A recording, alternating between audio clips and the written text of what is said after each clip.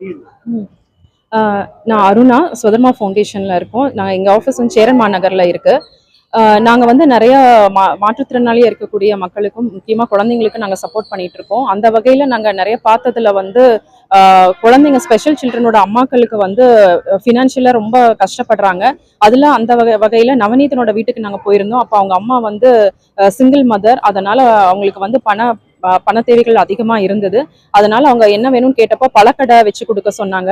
அதனால நாங்க ஒரு கேஸ் ஸ்டடி பண்ணி உங்க வீட்டுக்கு போய் பார்த்து, இந்த பழக்கடை நாங்க வாங்கி குடுத்துருக்கோம். இது வந்து ரூ. 20,000 மதிப்புள்ள இது கடை இது.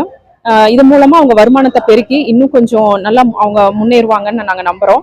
இது இந்த பழக்கடை வண்டி வந்து நாங்க கோயம்புத்தூர் கலெக்டர் ஆஃபீஸ்ல கலெக்டர் மிஸ்டர் பவன்குமார் அவரோட தலைமையில நாங்க கொடுத்துருக்கோம். அதே போல இதுக்கு உறுதுணையா சப்போர்ட்டிவா இருந்த மாற்றுத்திறனாளி நல அலுவலர் mister Chandramohan sir and Sundareswarar sir அவங்களுக்கு இந்த இடத்துல நான் நன்றி தெரிவிச்சுக்கிறேன்.